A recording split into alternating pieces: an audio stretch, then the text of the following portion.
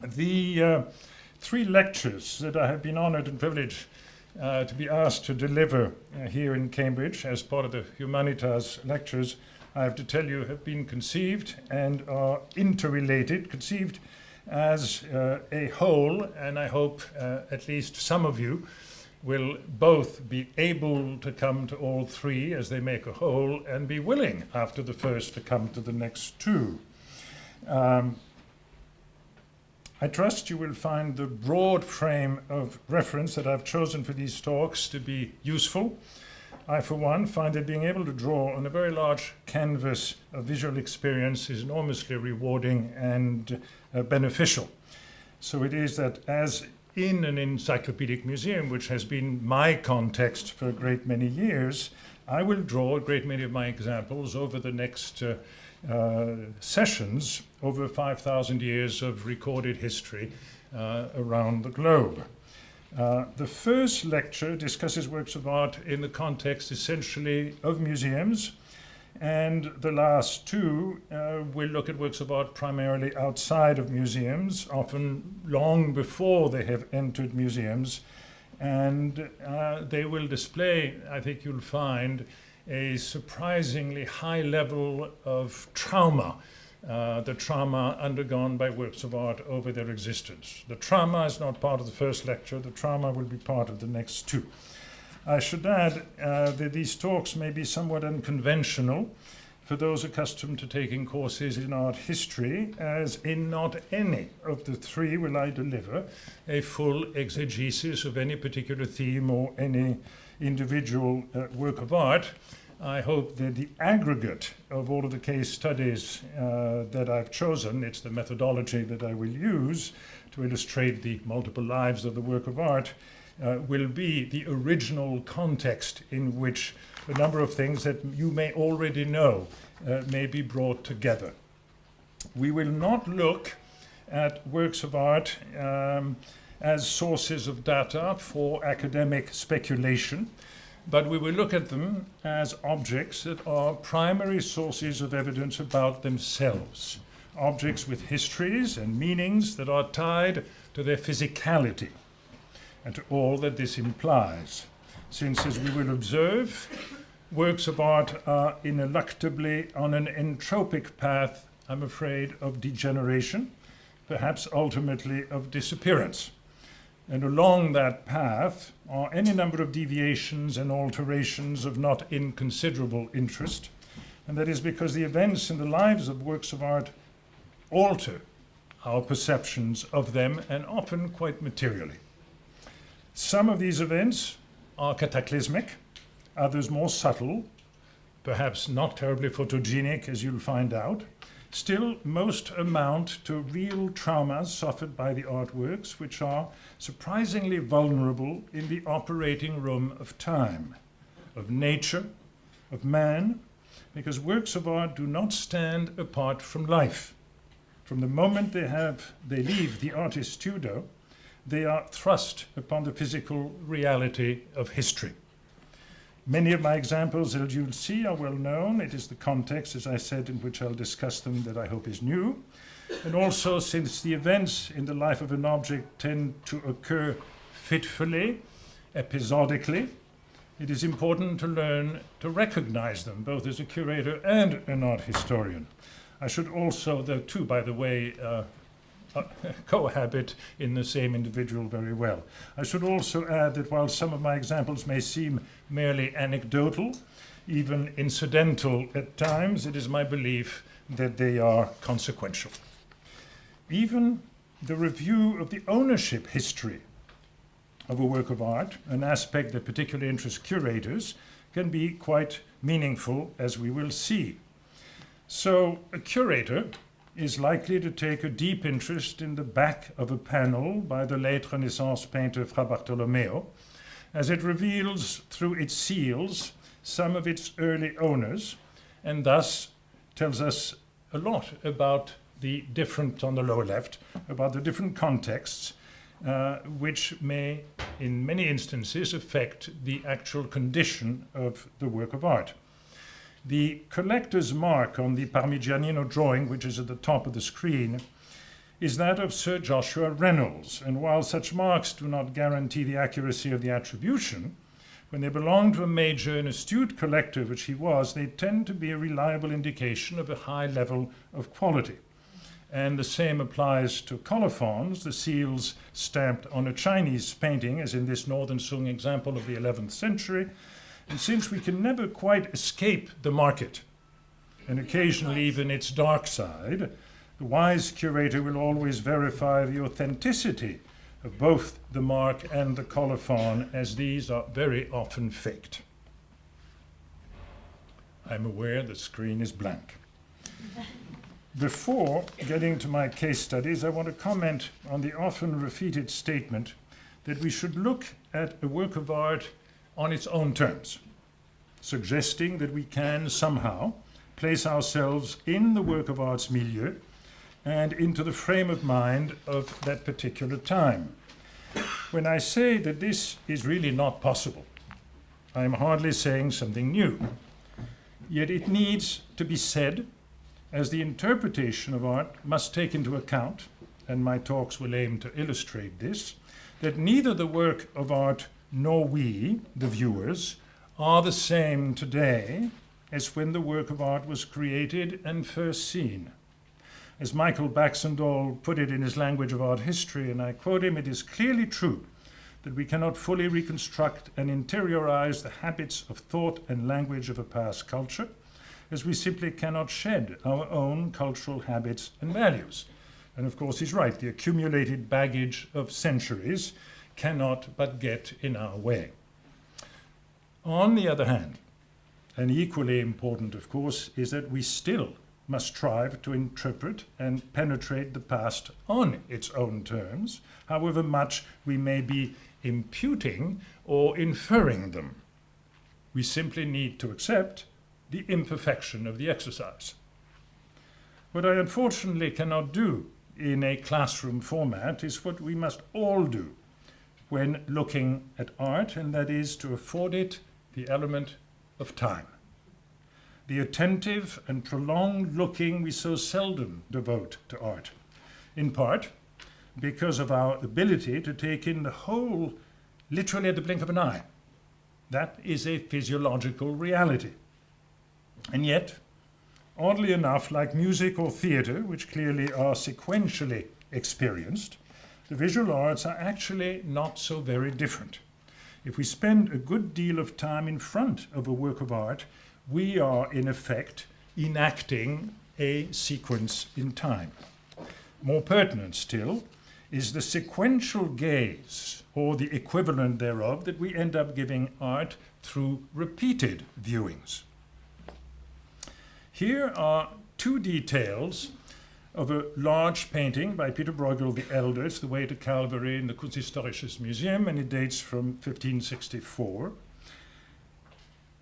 These details are available to us thanks to our technical ability to zoom in with a camera. As you know, your eyes do not have a zoom lens. This allows us, with some degree of awe and, of course, admiration, to see how the artist in this case has captured in these details absolutely the right gesture and character of a scene or a figure. Look at the sagging back of the nag carrying two people, or the child reaching for his father's hat. All with an accuracy of observation that is astonishing. These little tableaus are all the more remarkable that they are but a few millimeters in size. And if you will, they are literally throw-away details in what is a very large composition, and according to the Kunsthistorisches Museum website, with more than 550 figures. You see the area of these details way on the upper right. Now, I first saw these in Michael Gibson's book, The Mill and the Cross. Having always championed the direct experience of the work of art, I felt a bit guilty deriving such pleasure and even wonder from details in a book, also pondering if it was even legitimate to zoom in like this on the details. Is this how they were meant to be seen? It was author and critic Martin Gayford who pointed out to me that in its original setting, in Rudolf II's collection, the emperor could have turned his eyes towards the work day after day, getting very close to it, there were no stanchions in his way, and joyfully note yet another fragment of daily life accurately observed, and this cumulative experiencing of the work in syncopated yet sequential viewing is, in a way, what we all grant the masterpiece when we revisit time and again a work hung in a museum. And surely in this case, the wealth of incident in this painting requires both prolonged examination and repeated viewing. In fact, one of art history's most academically and politically motivated art historians, the avowedly Marxist T.J. Clark, in his book The Site of Death, spends over 200 pages looking at two landscapes by Nicolas Poussin in the form of a diary, describing what he sees on each new encounter almost daily over 6 months. This surely, you would agree, is a form of sequential viewing. And finally, before I begin with these case studies, let me suggest that one important moment in the life of a work of art, and on which I shall not spend any time, is to be found in its very incubation, when the artist himself will often try various approaches to his subject and make substantial changes even before releasing the work. Leonardo's Trinitarian Saint Anne and the Virgin and Child is a case in point. It was an exhibition in Paris, far more successful in catalogue format. Now, for my first case study, which will be in part unrepentantly self-referential, here is the Madonna and Child of 1300 by Duccio, Siena's greatest Trecento painter, and acquired by the Met in 2004. It is now on the screen. This, of course, is an incorrect statement. On the screen, as you all know, are thousands of well-ordered pixels, a simulacrum of the Duccio. The work Duccio painted, probably for a private patron as a devotional image, is of course in the Met's galleries. Well, this is also a false statement. As I indicated a moment ago, today, in the year 2012, the work is not the same, nor are we remotely like the viewer of the year 1300 to whom it was intended. The work itself, the moment in time, the Trecento, simply cannot be recovered. Here, an informed art amateur could expound on the seductive and lyrical drawing, the harmony of the colors, and especially the felicitous choreography of hands and feet, the wonder of human contact, and at the same time of detachment, for the gestures here are as much suggested as actually depicted. Or I could don my art historian's hat and point out that this Duccio is perhaps the first picture that marks the transition from medieval to Renaissance image making. Note its role as a key moment in the break from hieratic Byzantine models, such as represented by the Berlinguero of 1230. Point out that it is more formal and stylized than the Duccio, whose inclusion of eye contact between the Madonna and the Child is a major change, being a humanistic element. At the same time, being very careful not to use this progression toward greater naturalism in Hegelian terms as a value judgment on the Duccio, or retrospectively on the Berlinguero, which is about as fine a picture by the artist as exists. Berlinguero had a different aim, which was to create figures that are meant to be recognizable through their codified types. He did not mean them to be realistic. That was not in the tradition. I should now point out, and this is far more than a specialist recondite detail, how the parapet at the bottom connects the fictive sacred world of the painting with the temporal one of the viewer. Though the Virgin communicates directly with us, I'm looking now at the Duccio, it is from the other side of the parapet. She belongs to another world of which we are the privileged viewers. What this observation leads the art historian to conclude is that Duccio must have seen the slightly earlier Giotto frescoes in Assisi, with the life of St. Francis, where the illusionistic framework, including the parapet in this case, relates, of course, the narrative scenes to the architecture of the church. That's not terribly visible in this slide, and I apologize for that.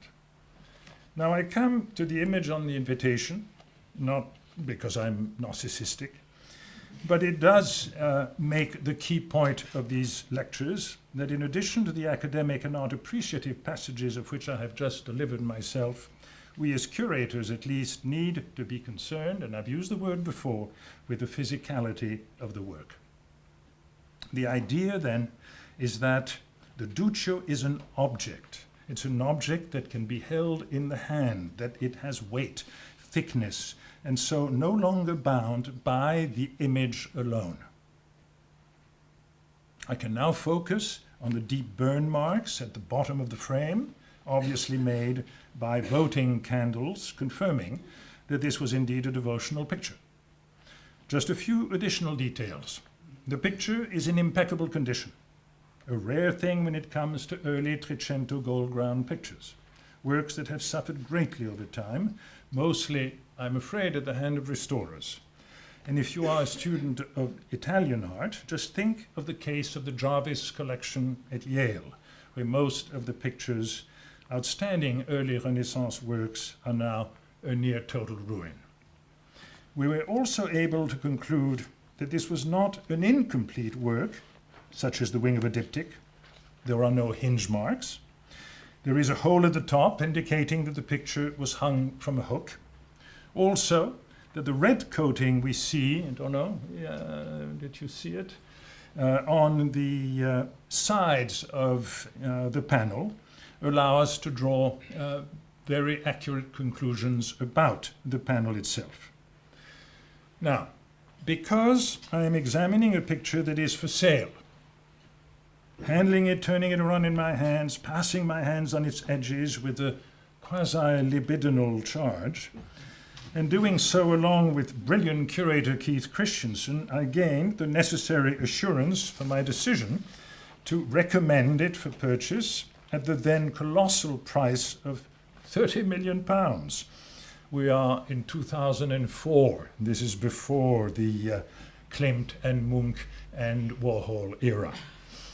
Keith Christensen had further stressed that this was truly a unique opportunity, and he really meant unique, not to be repeated, as there would be no other, as no other work by Duccio is known to exist outside of museums.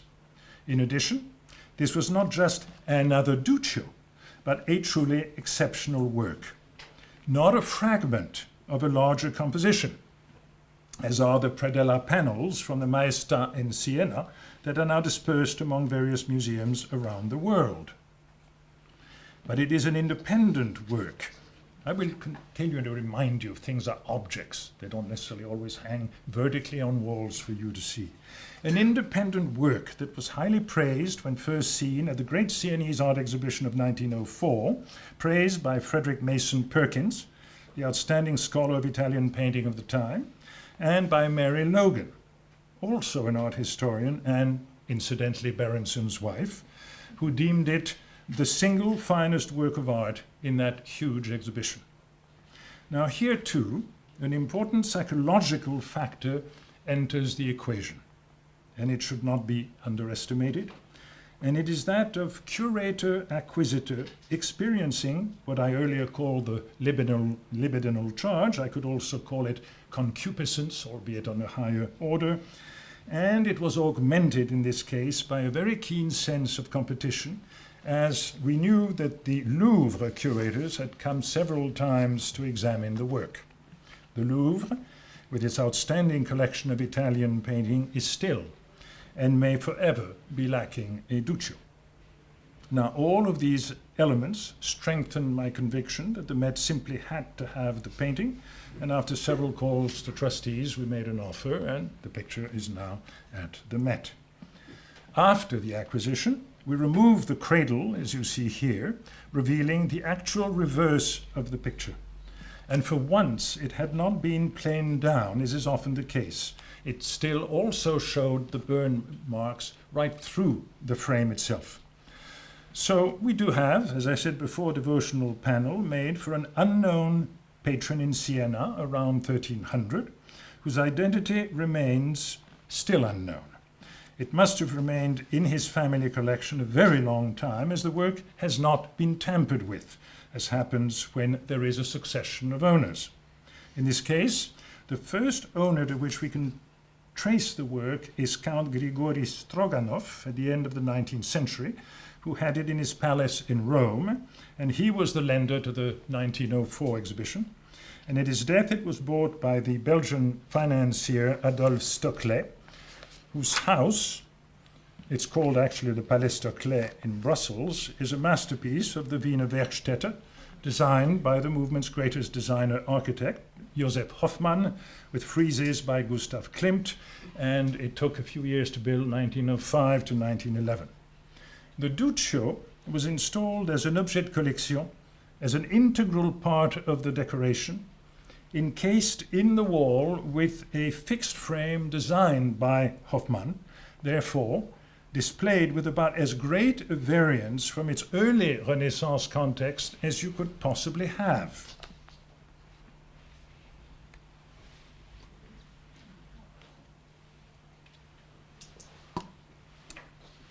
Let's look at some other aspects of context.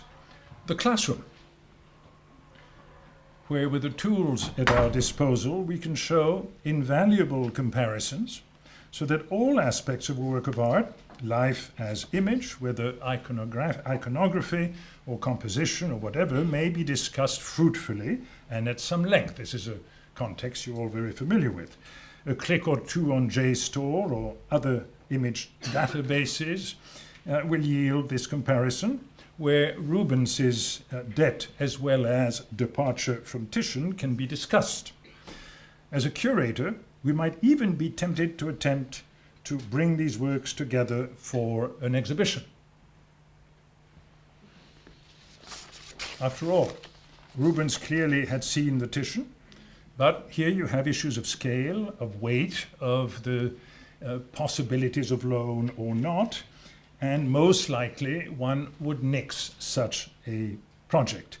For the Rubens, which you see on the screen, which is huge, it's 17 feet by 11, and it could not be rolled, even for the Metropolitan Museum. It was a huge job to bring it into the building for the 1985 exhibition of the treasures from the Liechtenstein collection, which was then housed in Vaduz, in that fairy tale castle. As you all know, it has been transferred since to Vienna.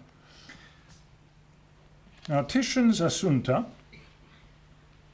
the other half of the comparison, seen here in the Frari, is even bigger. It's 21 feet by 12, and it is on panel. You can imagine its weight.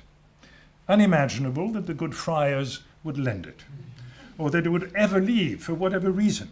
It is such an integral part of the church. Painting and architecture here are one. Indeed, Titian created specifically for that viewing point, where it was intended to move the faithful to piety, still does, though it has now acquired, in our museum age, a hybrid context, if you will. For most visitors to the church are there either as tourists or as art lovers, and they enter the Frari with a frame of mind, the same one as if it were a museum. Titian exploited the architectural context to the full, magnifying hugely our aesthetic response to the picture. This view, for example, is one Titian surely factored in. After all, the choir screen had been built some 100 years before he painted the Assunta. Now, I also said earlier that it was hard to imagine this church without the Titian. I think some of you must have sat uneasily in your seats And I will now confess that this was a little bit of theatre on my part. For in point of fact, the painting was once actually removed from the church, and it resided outside the friary, often far from it, for more than 100 years. First, the French had moved it to the Academia sometime before 1815 with the intention of taking it to the Louvre as spoils of war. But then came Napoleon's defeat, the Congress of Vienna, when most works in France were taken back after they had been shown at the Musée Napoléon. They were taken back through the good offices of the sculptor Antonio Canova, who was to be referred to as Monsieur l'Ambassadeur. The French tended to refer to him as Monsieur l'Emballeur, Mr. the Packer. Later, in 1849, during the Austrian occupation of Venice, the painting was sent to Vienna. Then, when Venice became part of unified Italy in 1870, it was returned. But it did not go to the Friary then, it went to the Academia. It is only after the First World War in 1918 that the picture ended up back at the Academia. The fact that it had all these peregrination doesn't mean that the good friars would lend it for an exhibition with the Rubens today. It is pure museum gazing that we accord this other assumption by El Greco, dating to 1577, as it hangs in the Art Institute of Chicago. The arched top, for one, is a clue that this is not just an easel painting, but rather that at some point it must have occupied a prominent place in an ecclesiastical setting.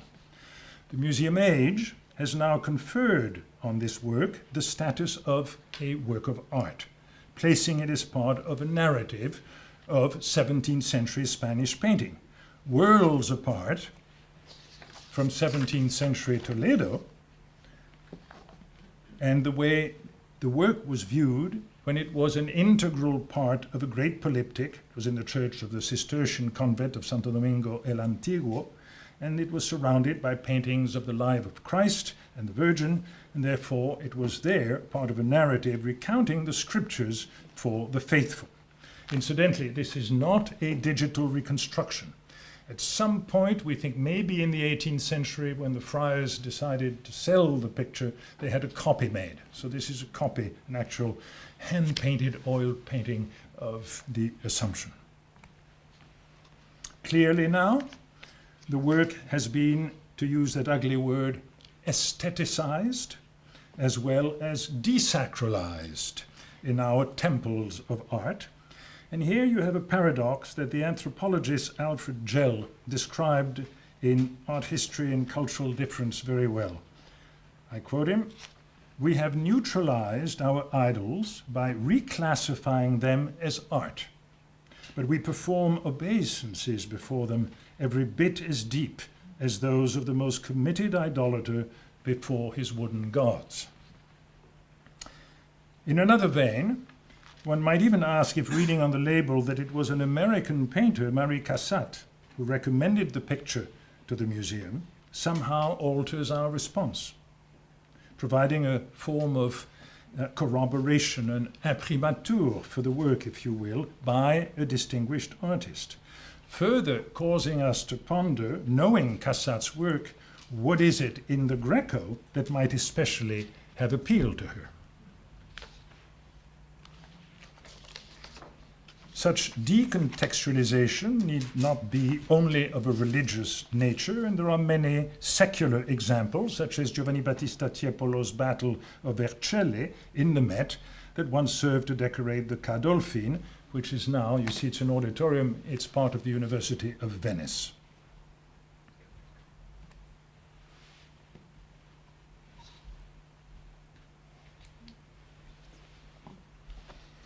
I don't want to leave this theme quite yet.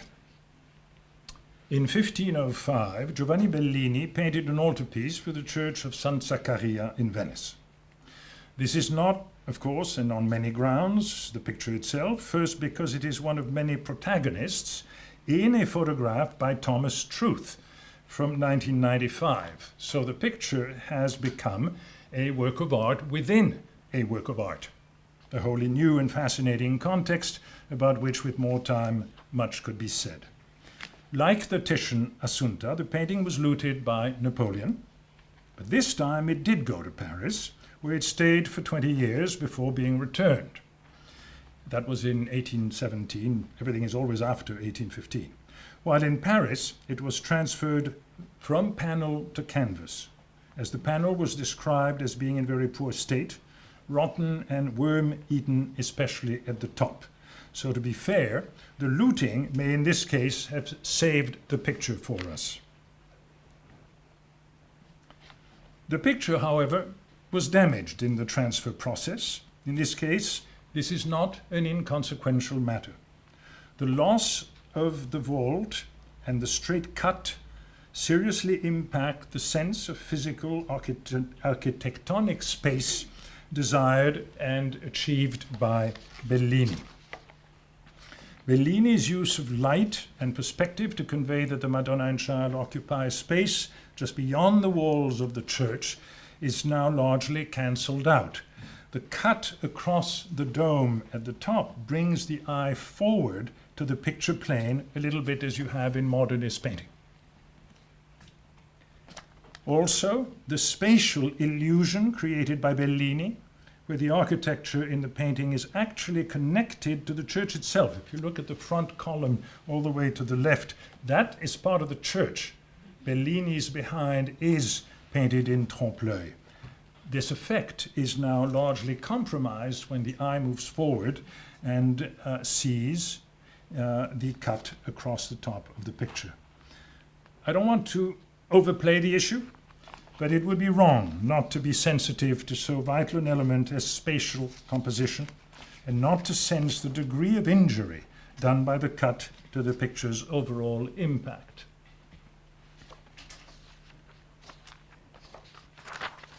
Here is, in a way, albeit less dramatic, a parallel case of illusionistic depth affected by surface elements. Again, this will seem like a minor thing, but it isn't really, either visually or in this case, iconographically. So here's the point. The picture, as recently restored, displays, can you all see the printing on the bottom of the letters? Or do I have to tell you every time something is? I went to great pains putting it on the screen. Anyway, this is by Petrus Christus, a follower of Jan van Eyck.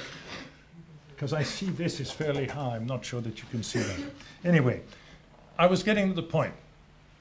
The picture is recently restored, displays remarkable, this is the picture as recently restored, remarkable verisimilitude and realism, real space and presence achieved brilliantly by Petrus Christus, who all at once gives us the closest detail in the wisp of the hair of the beard and veins beneath the skin, and brings the picture forward into and in front of the shallow space he occupies at the casement window. As the image of it before cleaning reveals, the Carthusian at some point had been given a halo, which, while different in nature, creates the same visual defect as the cut in the Bellini. That is, it brings our eye's focus onto the picture plane, the halo. In addition to undermining the artist's intended spatial effect, also turned a secular portrait into a religious image, causing no end of difficulty for art historians who for years try to figure out who this saint was, when of course he isn't a saint. So knowing the state and what has happened to a work of art can save an art historian a great deal of time.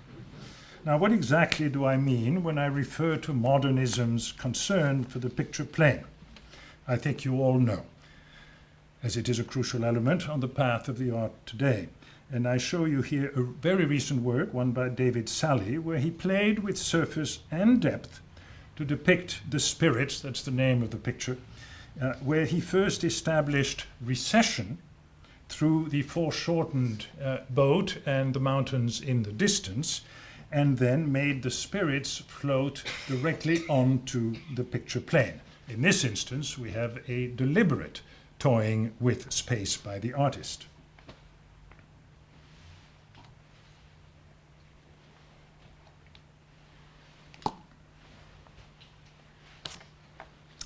Our story and its chapter on context is not limited to portable art only. Here you have the temple of Amun at Luxor with a rather obviously lonely obelisk off kilter at its entrance. Notions of symmetry alone and old engravings tell us it must once have had a pendant, both flanking the entrance of the temple pylon.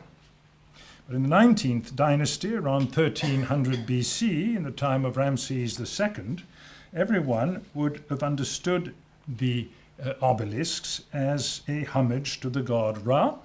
The golden tip, when it was still there, reflected the sun, and as a reference to the identity emperor with divinity. That is the original context, and that is one that can never be recaptured.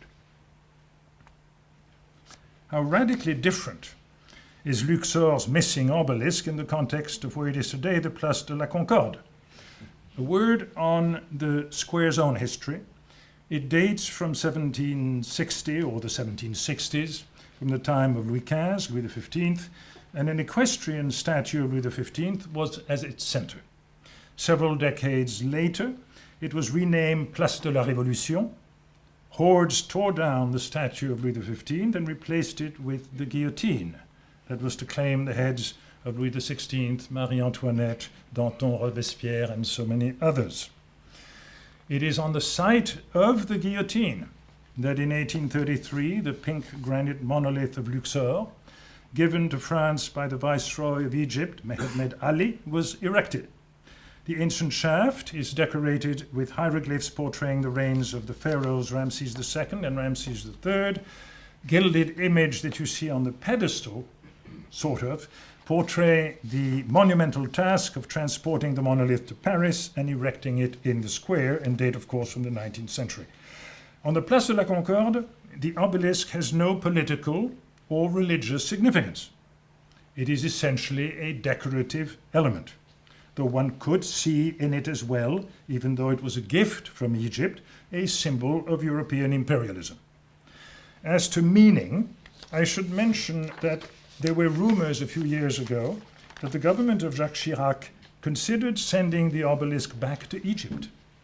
Now, this would not have restored it to its original context, not in a Muslim country where the religious observances of pharaonic times are not even a distant memory.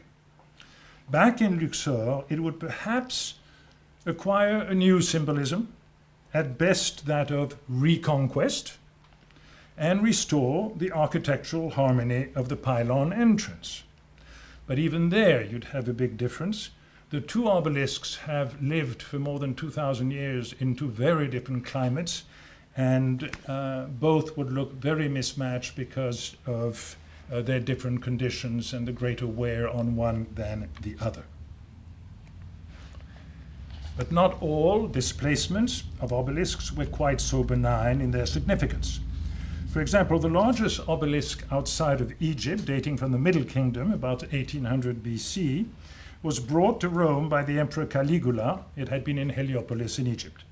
It was placed on Nero's circus, which more than 1,000 years later turned out to be the back of St. Peter's.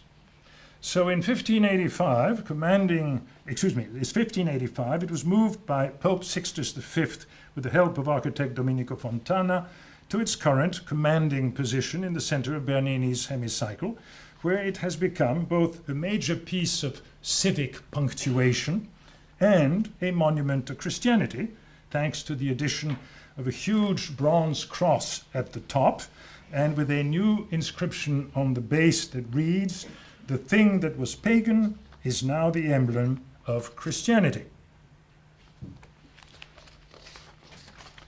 A much richer artistic context was provided to yet another displaced obelisk, a much later one. The obelisk itself dates from the 1st century AD. It was moved to Rome by Maxentius in the 4th century. It was moved again, later, this time, to the Piazza Navona, where in 1648 Bernini converted it into the acroterium for his fountain of the four rivers. It was meant to celebrate the glory of Pope Innocent X, Pamphili, whose coat of arms you see at the very top of the obelisk. Commanding, as is the obelisk itself, I think it is the Bernini's sculptural achievement which is now the primary artistic element and context of this obelisk. In the park at Holcombe Hall, a Palladian mansion built by architect William Kent in 1728, there stands a smallish obelisk, or if you prefer, a decorative monument built in the shape of an obelisk. For it is not a monolith, the prerequisite for a real obelisk, but a modern translation, if you will, built quite obviously out of masonry, stone by stone.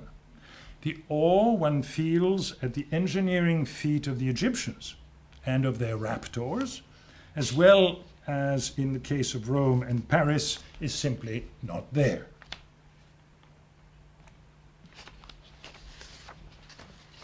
Another form of recontextualization or appropriation with clearly political motives is Barnett Newman's Broken Obelisk of 1963, a potent, emotional way to see America after the assassination of civil rights advocate Martin Luther King. The promise denied, the hope shattered, snapped in two and turned on its head. The work was paid for by a government grant for public art, and the piece was to be installed in front of the City Hall in Houston, Texas. The base of the sculpture was to be inscribed with a quote from the Gospels. "Forgive them, for they know not what they do." The city council members took this very personally and declined the piece. Collectors, Jean and Dominique de Ménil, came to the rescue. They bought it and they've installed it in front of their Rothko Chapel in Houston. This is certainly a tale of multiple contexts. Now, with El Greco's assumption, we saw how pronounced was the difference in effect and meaning in the transfer from church to museum. Within a museum itself, as you well know, choice of location and categorization of objects or classes of objects can also change both their meaning and our response to them. When Canova's Perseus was placed years ago at the top of the great stairs at the Met, in solitary splendor, with no other sculpture in sight, and on a balcony used to display Chinese ceramics, and I'll admit a convenient rallying point for our special events people, it struck me as losing much of its status as a work of sculpture by the greatest exponent of neoclassicism. It had become a trophy, a symbol, not unlike the much more famous victory of Samothrace at the Louvre, also shown outside its historical and cultural context. The victory, though, with time, remember, time is a key element, has achieved its own canonical place, its own meaning as part of the Louvre's imperialist chapter through 19th century archaeology.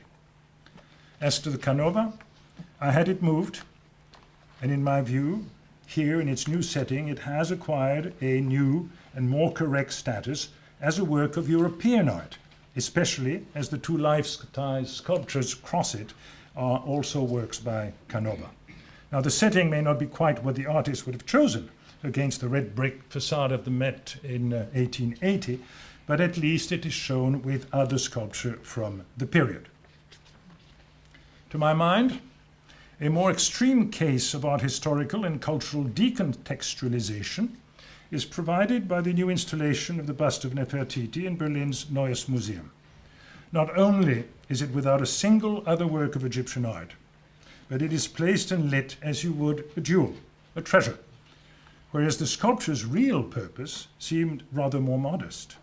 It is thought to have served as an artist's model, as it was found, along with several other pieces, in the workshop of a sculptor whose name we know, it's Tutmosis, near Tel El Amarna, found in 1912. If you look at it from afar, she is displayed in a completely incongruous and anachronistic context, shown in a Greco-Roman environment. And all around her, you'll take my word for it because you can't really see it, in the spandrels above are 19th century depictions of the labors of Hercules. It is not only placement, but lighting that can alter our perception of even the understanding of works of art, especially in the case of sculpture. Here are two different exhibition views of the same show, the Renaissance Portrait Exhibition that had been organized earlier this year by Berlin and the Met, a show of enormous interest historically, visually, as it was filled with works of outstanding quality and very seldom lent, and remarkable too for its intellectual rigor. A main goal of the curators was to place works in conversation with their milieu, paintings with paintings, but also paintings with sculpture, works of art in conversation with each other. The aim was to recreate, as best they could, an ambiance that conveyed what might have been plausible artistic relationships in the Quattrocento.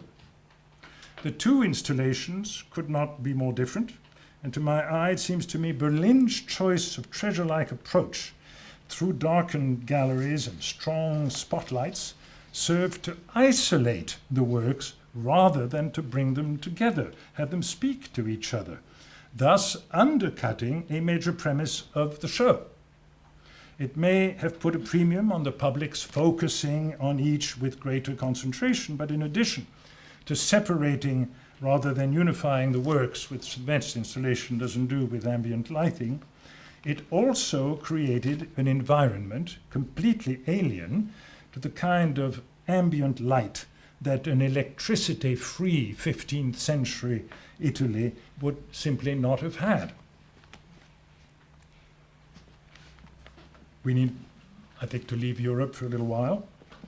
Galleries for the display of Chinese paintings in any museum in the world, and this includes Chinese museums, are compelled by the obvious physical constraints of a public institution to totally transform an intended viewing experience.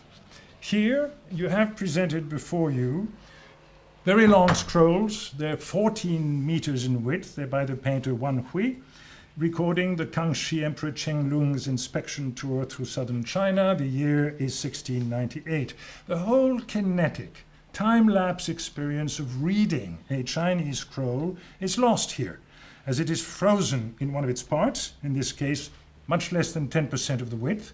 The result is that we view it almost as we view a European painting. Of course, we are meant to unroll the scroll from right to left, enjoying it slowly and without distractions, following the emperor and his retinue as in a sliding frame of time. Along his journey to the south.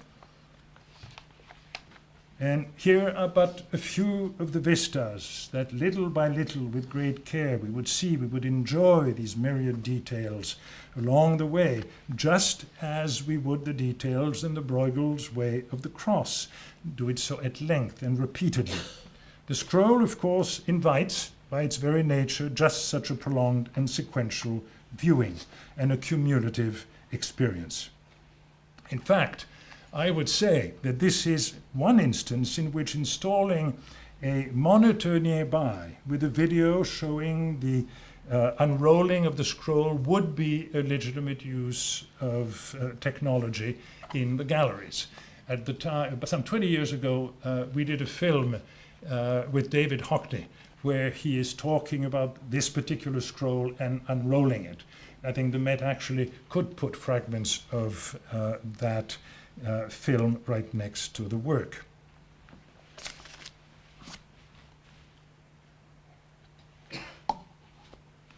As we approach the end of this talk, I must say a word of museum classifications and of the responses prompted by them.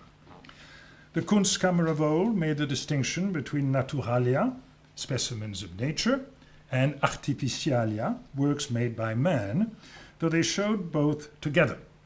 It isn't until the advent of natural history museums and of art museums at the end of the 18th century, in the Age of Enlightenment, that the two categories were separated. Now, this leads to a fascinating conundrum. It was not the intention of glass artisans Leopold Blaschka and his son Rudolf to create art at all when they produced, on order from Harvard botanists, over 3,000 glass models of plant species at the turn of the 20th century that are now the pride of Harvard's Natural History Museum. Yet these glass flowers are absolutely amazing, indeed near miraculous. And were they not encased in glass vitrines, I don't know how many of you have seen them, one is simply dying to touch them. One simply cannot believe these are made of glass, that they're not real. And my questions are, what if we were to discover that the craftsman secretly meant these to be aesthetic before botanic? And should we not take into account the generations that may have tended to promote the work through the gradual dissolution of older categories in our own times, where the label of art has been liberally expanded to apply to a great many other things that the Age of Enlightenment ever thought of? And what about the ornithologist Audubon? I think I have one right here. Are his representations of birds any more art because the format and the medium, which is watercolor, is one used by artists? Art because a curator says they are art? Art if it was the artist's intention to create art? In Harvard's Natural History Museum, this is the left side of the slide, no, they have only one, the glass flowers are presented very much as botanical specimens. Strictly for their scientific value, there is no hint that we should view them and savor them at all, even as craft.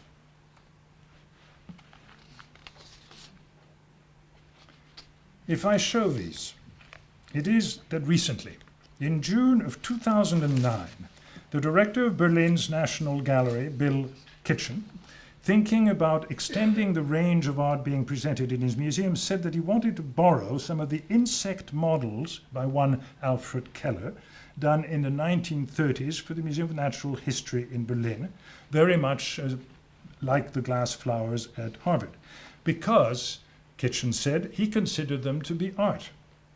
And my question here again aims at the whole issue of art and intent.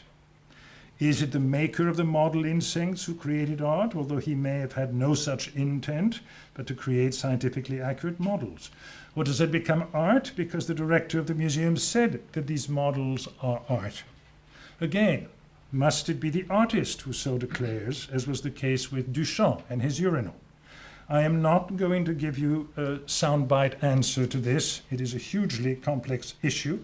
I hope that you'll simply want to think about it.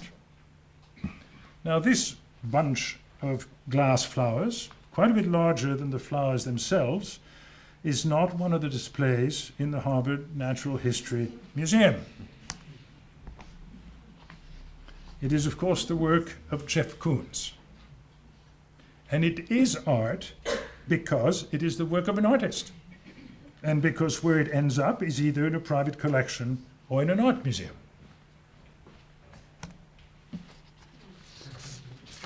Here, one key issue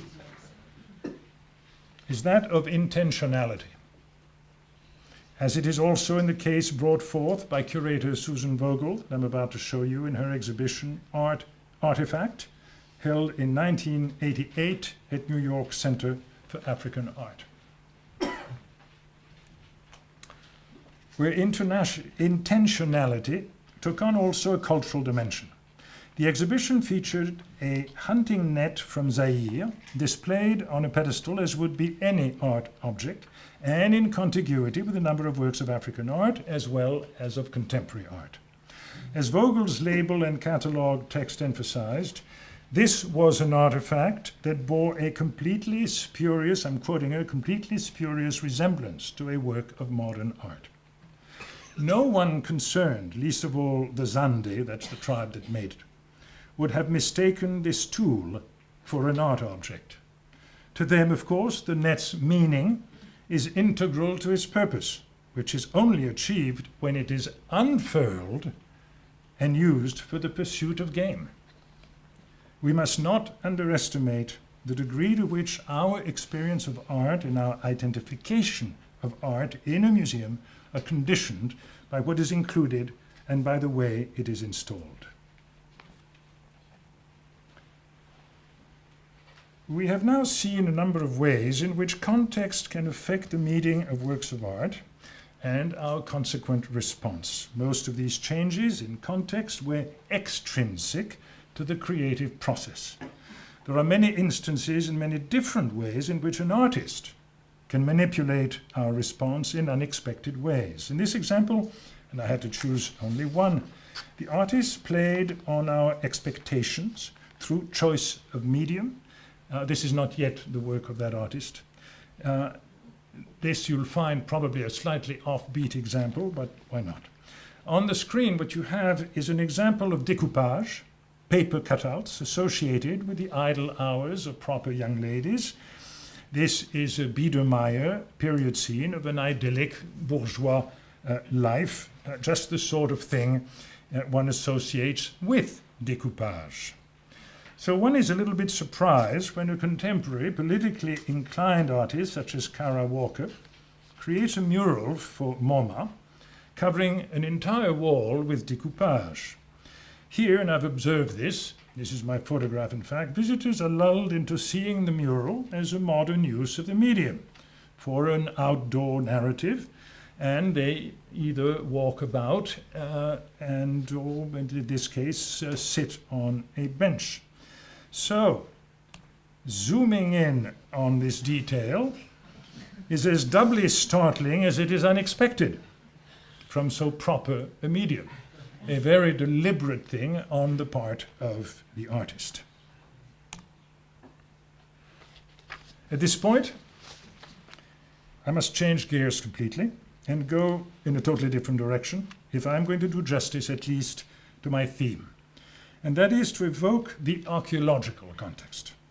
I shall do so with two examples that illustrate how vital is the recovery of information at an undisturbed site, underscoring why it is that damage due to looting or natural disasters such as earthquakes or economic development projects such as dams is so very serious.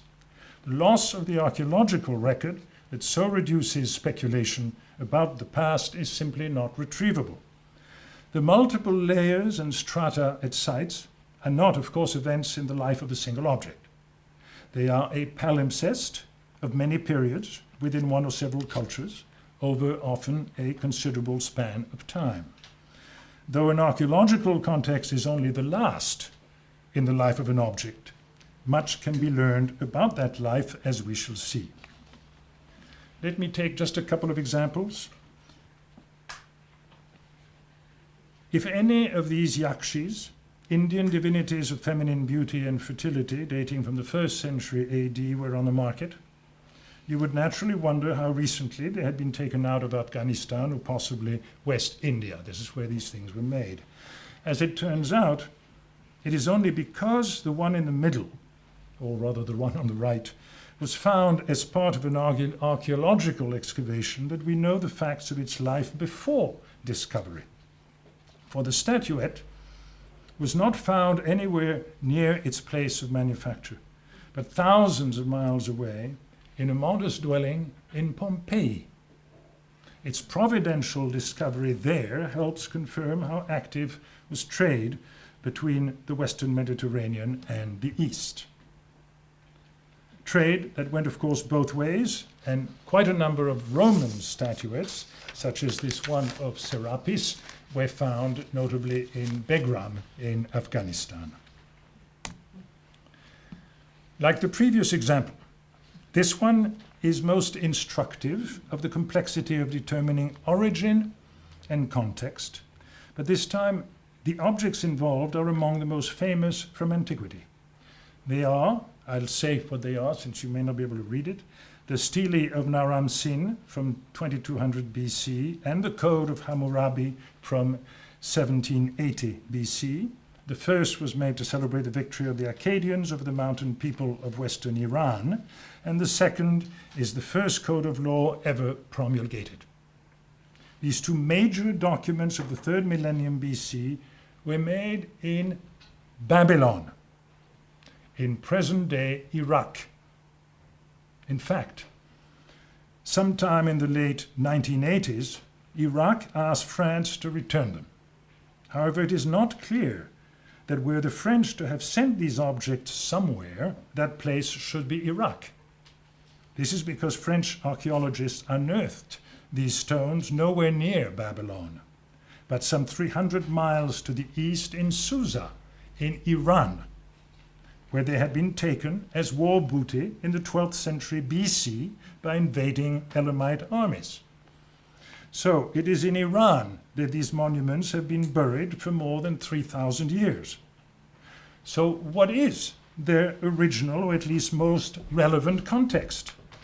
Babylon, where they were made and whose civilization they embody, or Susa, their conqueror? The Louvre is, of course, not their original context, but it is there that a politically neutral installation, and one in which both contexts intermittently can be recreated through display and labeling.